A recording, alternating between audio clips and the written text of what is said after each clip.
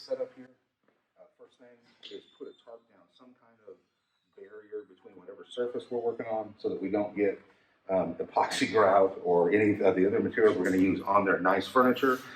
Make sure you have a board with you. I use this very inexpensive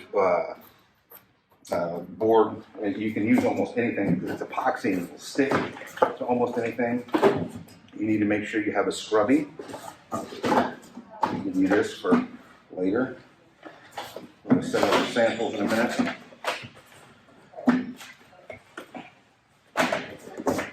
You need to have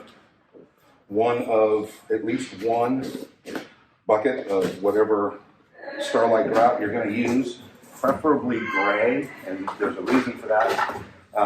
Besides the gray being a really good color, easy to match with, the gray will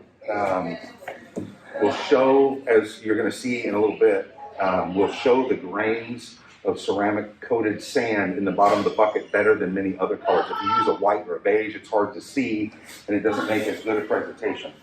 You're going to need a mosaic, something like this. We're going to see what they're going to give us for our presentation.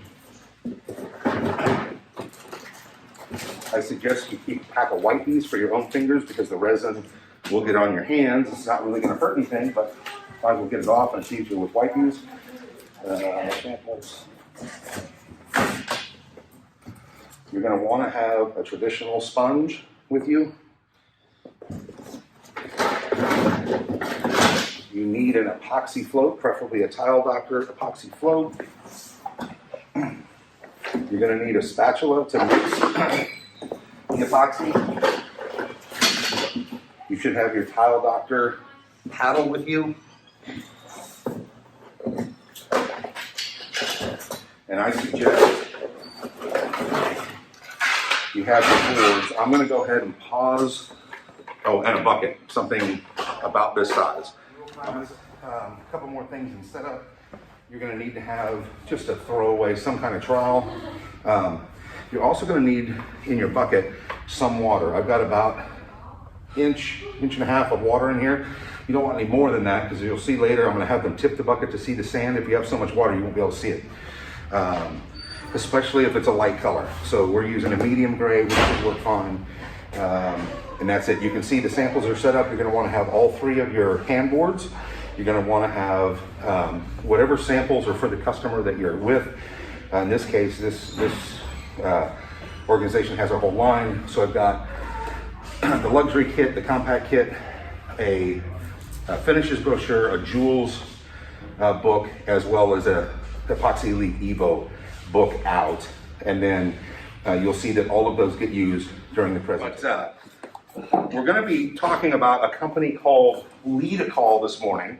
And everything we're going to look at is epoxy-based setting materials and grout. Okay? And so first question, I would love to really fast. So I know you're the branch manager. And Taylor? Customer service, perfect. So you're in the branch. All right. And John, you are? Ops manager. Okay, ops manager, perfect. Tricia? General rep. General rep. So you have Builders and retail. Builders and retail, perfect. Okay, so there'll be definitely some tie-in for you and for you. I assume you have customers on the floor too? Perfect, okay. There is a huge component of this that's going to be commercial, that's going to be design, and it's going to be pool. And we'll spend a little less time on those today and more on things that will specifically apply to you guys. And pool is a big target for us as a company. Right, and absolutely. Especially with all the outdoor going on now. So this is perfect because this is kind of where our direction is going this year. Absolutely. Perfect, perfect. And I think I'm going to have to, this is the very first time I've ever done this with the mask on, and my glasses are just fogging up, so I'm going to have to try to wing it without my glasses on. So,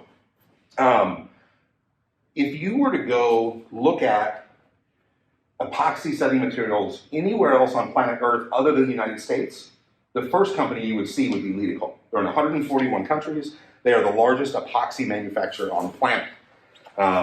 So outside the US, it's everywhere. Everybody knows who Litokol is. Here, it's not a brand name that's very well known yet. They didn't want to come to the US because we're too litigious. In other words, we sue each other too easily, and they just didn't want to mess with it.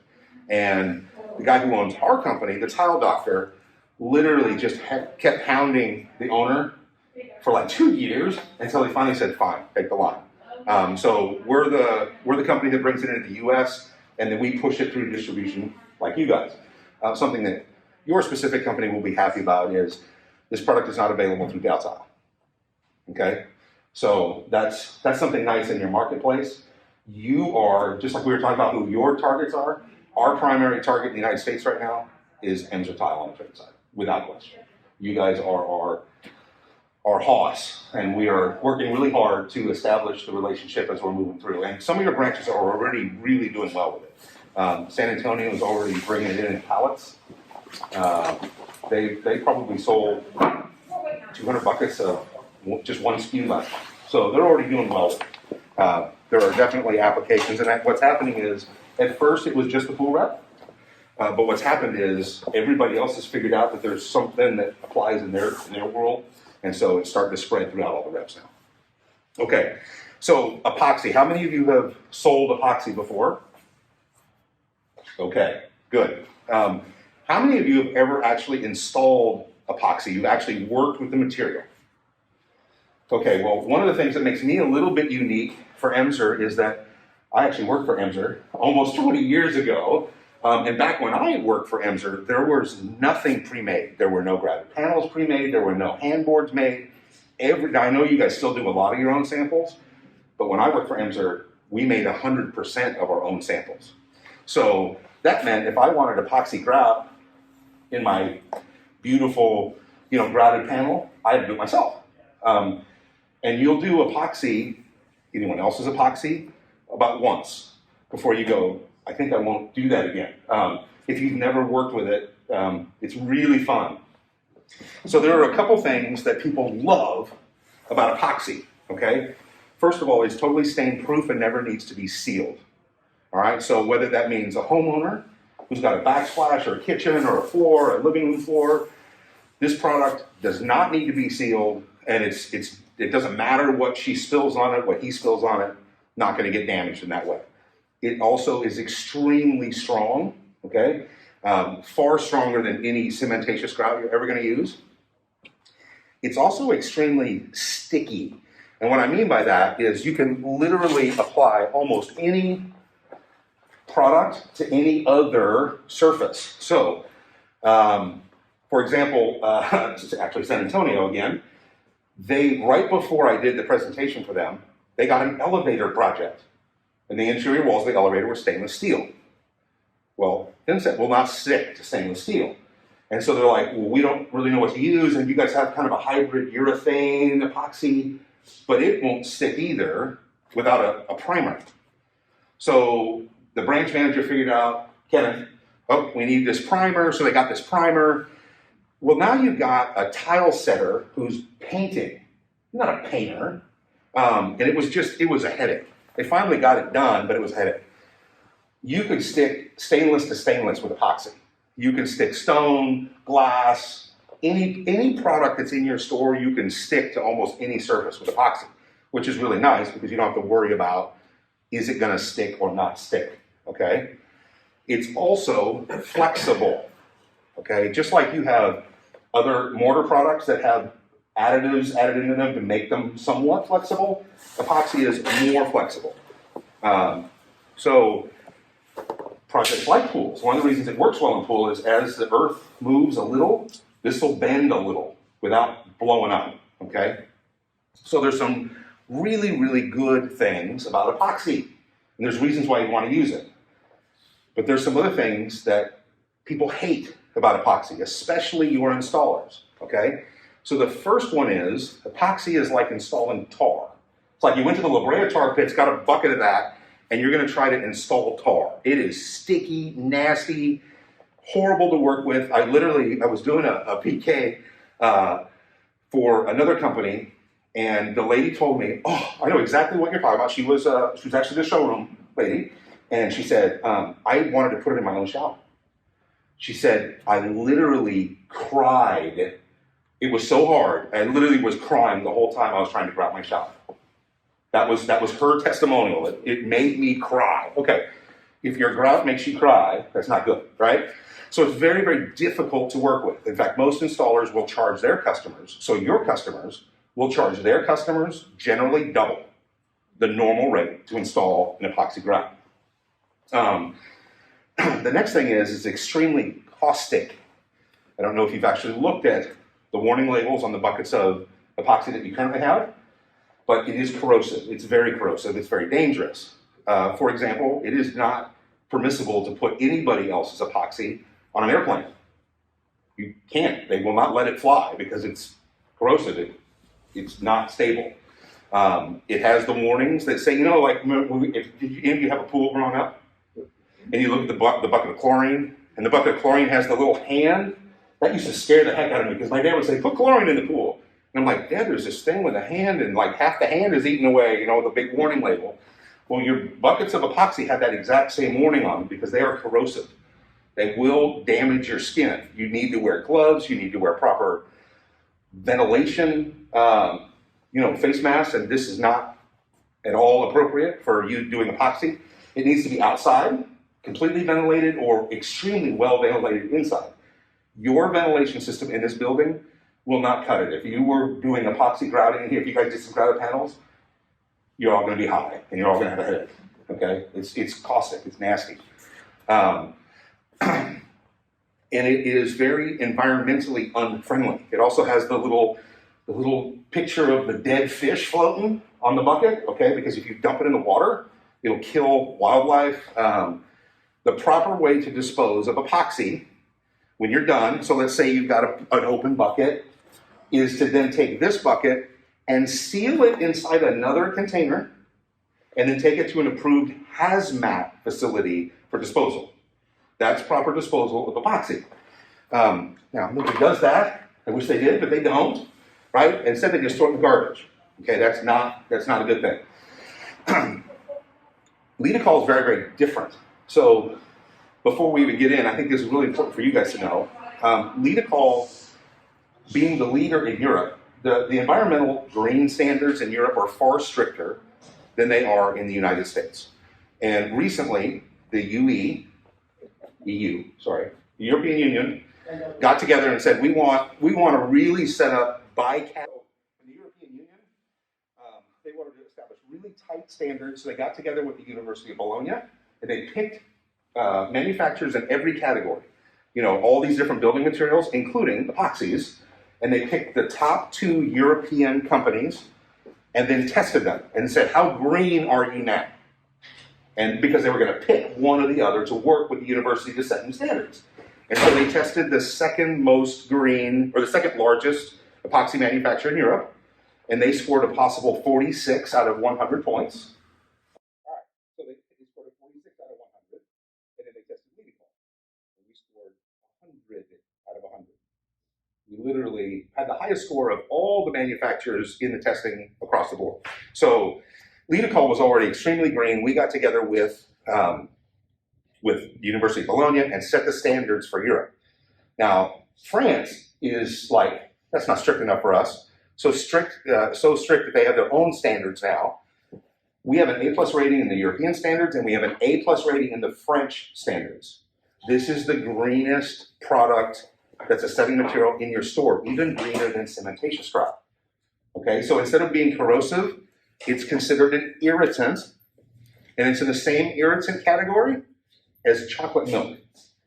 All right, so don't pour it in your eye. It'll irritate your eyes, okay? So I just want to give you a little bit of background because those are some of the things people hate about epoxy. The other 2 things are, they're not really environmental, they're not really installation, they're more in your world, the design world, because epoxy typically is very glossy, plasticky looking, all right? And usually the colors kind of suck. Sorry, I don't have a better word for that. Usually the color palettes are very limited. And you're going to see, when we get into this in a minute, our color palette, in fact, I'm going to go ahead and give this to you to pass around.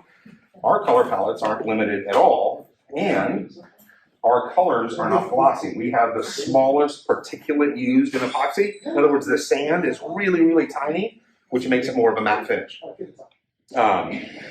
We also are the only product here. This is a brochure version. There are also additives that you'll see that can be put with it to give it the fleck. So every single one of these colors you're looking at is available as a solid or with any of the 3 flecks added. So every color has 4 colorways. All right. We're also the only product like this that can be used as a grout, of course, and as a setting material, which I'm going to show you in a minute, and as a wall decor. There's actually a product that you can mix with the grout and put it on the wall all by itself. Now, in most cases, that's not a huge call here, but let's say you're doing a wet area like a commercial shower, like at a gym. And they're like, well, I want it to go all the way up. This is going to seal it just like an epoxy would. It's going to be waterproof, it's going to be stain proof, and it's going to match not just color, but shine or sheen exactly the same as the grout. It's a big deal in the design world. You can always match color with paint, but you can't always match gloss, right? So this way, it's exactly the same material. And that's a very unique thing about what we do. So I'm going to get into kind of how this product works. So what we're looking at right now is most of that book. It's the first 3 pages of that book, and it's called Starlike. Okay, that's the name of the product. And if you were getting an actual bucket of Starlike, this is just made for a little sample. If you were getting an actual bucket, it would be closer to this size. It's 5.5 pounds, 2.5 kilograms. Okay, so it's a little bit smaller than that. Okay, and what you would find, take the lid off, the first thing you would see is a pouch with kind of a liquid in it. All right, we break those packages down so that we can do demos. All right, but what's in this little jar, you'll see in a second. This is the catalyst, and that's what you would see sitting on top. You'd see a pouch with catalyst in it, and then you'd see a cardboard separator, which you would pull out, and then underneath that, you would see the paste, if you would. Okay, and this is 2 things. The resin, okay, that sticks this all together is in here, and what I'm going to call the sand. It's silica, special kind of silica. Again, ours are really, really tiny, but there's no pigment added to this grout. Instead, every single little grain of sand is ceramically coated with color. Okay, now, the reason that is important is when we get through this presentation, you're going to find that this water is not going to turn gray. Okay? How many of you have ever done a grouted panel, one of your own? And you use cementitious grout, right? Do you have to tape off the wood edges? You do, right? Otherwise, that gray, for example, if you were using this color, would bleed onto the wood and stain it. If your installer accidentally swipes this across a butcher block table that hasn't been sealed yet, it's not going to stain it. There's no color in it. Okay, so that's kind of a big deal. It makes it easier for them to protect the items around them. Now, what I'm about to do, I want you to never, ever, ever do. Do not try to mix this product in small batches. Now, technically you can. You could, if you have a proper scale, you could weigh out the catalyst, weigh out the paste, and you could mix a partial bucket. Okay? But here's the deal. It's 8.3 parts this to 100 parts this. If you get the ratio wrong, the product will not set up right. So the idea is open a bucket and mix all the catalyst with all the paste. Okay? 95% of the complaints we get that are product related have to do with somebody tried to use a partial bucket. The other thing I don't want you to ever do is don't ever try to mix it with one of these. All right, I'm doing this because it's a little thing and we're doing a demo. But in reality, you want to use a mixing paddle. Now, you can use a traditional mixing paddle. You don't have to buy these special ones, but your paddles are a lot bigger than this. And you're going into a fairly small bucket, and especially if the installer hits that high speed a little too much, it's just going to throw it all over the place. It's a lot easier to use the mixing paddle that's appropriately sized. And by the way, the normal mix time is 60 to 120 seconds. So 1 to 2 minutes on slow speed with a proper paddle, and the product will be mixed together. You might use a spatula like this just to make sure all the powder's off the side, all the paste, and it gets mixed up. But one of the things you'll notice is I'm not wearing gloves. All right. If I were to pull, and sorry to say, I'm not going to talk about competitors. I'm not going to say anything else about them, but I think you guys carry a Litokol epoxy. Okay. I promise you, if I was mixing up their bucket, I'd be wearing gloves.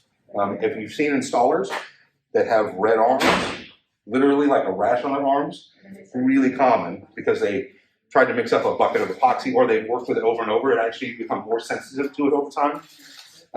And I've done a lot of these, and I've never worn gloves. I don't need to.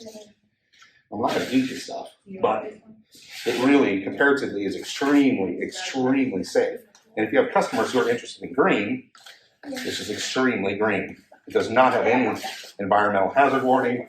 When I'm done, I'm just going to take this bucket and throw it in your garbage can. Totally appropriate for disposal. Okay?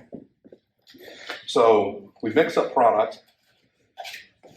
The other thing is, can any of you even smell this right now? If you get close enough, there's a smell. If this was epoxy from anybody else, I promise you, you'd smell it. You'd already kind of be going, okay, when's he going to be done with this? Because that doesn't smell good at all. And it'll kind of knock you out. So typically what would happen in an install is your installer would get some material. Now, normally they'd be using a traditional setting material, but I'm going to set this mosaic with the grout. You're probably wondering, why would you do that? Because the grout is more expensive. You can buy, we have an epoxy product that's just a setting material that's cheaper. But this allows the installer to set and grout immediately after he sets or she sets. Literally one step. Grout right after you install, and you can leave on the same day. You let it sit for like 5 minutes versus like a couple days. So the installer comes, puts some material on the board, or probably on a wall, on a floor, not a board. Just lay it out.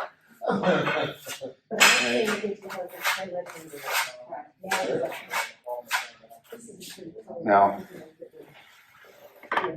this is what it's kind of sort of supposed to look like. Let me make sure I got an appropriate size chunk here. All right. But let's be realistic, because I started, I don't know about any of you, but I actually started on the install side of the business. That was the first job I had in tile. And it probably doesn't look really perfect like that. It probably looks more like this, right? And there's a big blob of it right there. So if you're using a traditional setting material, that's going to be a problem for a couple reasons. So first, I'm going to go ahead and put my brain on. How about I put it right side up? I know that some rep is going to make fun of me for what I just did. Okay, here we go. Let's try that again. So we put the material into the mortar. Now, see how it all, and if you, for those of you who are sitting, look at how it's squeezed through. All right, so let's just say you were gonna, this was a traditional setting material, and you were coming back with a grout that wasn't that color. That's gonna be a problem. You're gonna need to get all of that out. You know, you've all seen thin set bleed through, right? It's a white grout, and there's this gray mark where thin set bled through. Well, the cool thing is, since it is the same color, obviously it's the same material, that's not a problem. It's not going to be a problem at all. In fact, we're going to go ahead now. Now, normally we let that sit up for a little bit before we go to grouting, but we're only doing half a foot here. So I'm going to go ahead and spread it around. Now you will notice that the float I'm using is green. Do you guys carry green floats? Okay, so you're going to want probably to get a few bars, or at least offer to get them when you bring in anything special order. Floats are color coded, all right? So you probably have black, gray, you have red. Okay, so green is for epoxy specifically. It's much, much firmer. If you feel that, you'll notice it's substantially harder than the floats you're used to holding. It's a lot firmer. Theoretically, you could do epoxy with like the black one. Oh, it would just be miserable though, because it's so soft. It wouldn't want to press in. right? Because the product is relatively heavy. So here we're going to go ahead and get the material worked in. You're going to install this just like any other cementitious grout. You know, there's not some special technique to getting it into the product. You're simply going to press it in and then pull it off at an angle. All right, and so normally this would be the next step of the grouting process. It would look a lot like that, okay? No big deal. But here's where people really start to get frustrated with epoxy. Because with most epoxy, what's on there right now is not going to be fun to get off. Like, again, it's like tar. It's like glue. It's nasty. So I'll tell you the other common mistake that happens with our product too is they try to go to this next. You're doing cementitious grout. This is the tool you next grout. And you put it in the water, and then you get as much water out of it as you possibly could. Okay? And then you wipe off the surface of the top. Yes, it's actually. You want to get as much water out as you can because too much water will pull the grout out of the joints. Okay? But you're going to find that this will not work well for what we're about to do. So do not use this. Use this. This is a scrub pad. This is a white scrub pad. White is the softest. It's the least abrasive. There are different color scrub pads, and they're also color coded by abrasiveness. You always want to use white. This is good for metal, good for glass, good for stone. It's not going to scratch the material that it's on. Unlike the sponge, though, water is our friend. Okay? So normally, if this was a piece of mosaic, let's say you were doing a grouted panel in back, and you did that, you'd be drying it off, re-grouting it, starting over. That would be a problem. Not a problem for this. In fact, what we're going to do now is we're going to remove this. And you said you've never. Okay, can I borrow you? All right. All I want is 2 fingers. Okay? And I don't want you to press hard. I just want you to get enough grip just to go like that and just do that circular motion across the panel.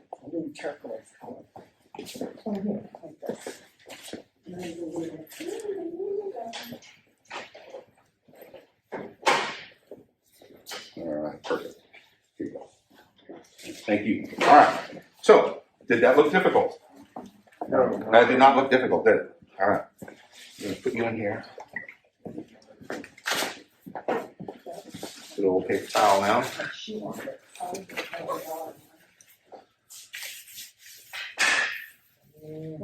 Sorry, just splashed a lot of water on there. I'm vetoing that one, Melissa. No. All right, with a traditional epoxy, you would still have a ton of work to do. I'd like all of you guys to come over and take a peek at this. Feel free to run your finger across it if you wish. Yeah. How does that look? That's amazing. Yeah, okay, that is not what anybody who's ever worked with epoxy expected to happen after that, okay? Okay, so now what if you didn't go back and dry it immediately? So I only dried it immediately because I wanted to show you. Okay. What you would normally do now is wait about half an hour, and you would come back with clean water and a sponge. And about 30 minutes later, you're going to do one more coat, just water, clean water, to make sure that you got all the residue off. It is so easy to use. How much can you do at one time before it dries out? You've got an hour of work time. At normal ambient temperature, like we're in right now, you got about an hour of work time. If it's super hot outside, you got less time. If it's super cold, you got a little more, but an hour. Now, that's a really good question because sometimes, especially installers, they think, it's really hot outside, so I'll put a little more catalyst in or a little less to try to adjust. Do not do that. When it's 105 degrees outside, you don't want to leave the bucket of product out in the sun.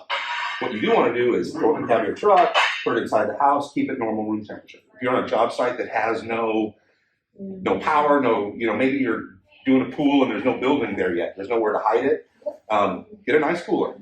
Throw a little bit of water in it, throw a few ice cubes in it, drop the bucket in there and keep it at room temp, right? Because when you take it out and mix it, you still got an hour of work time. All right, does that make sense? So there are a couple of unique things in here. We'll go back to the book. One of them is on this specials page.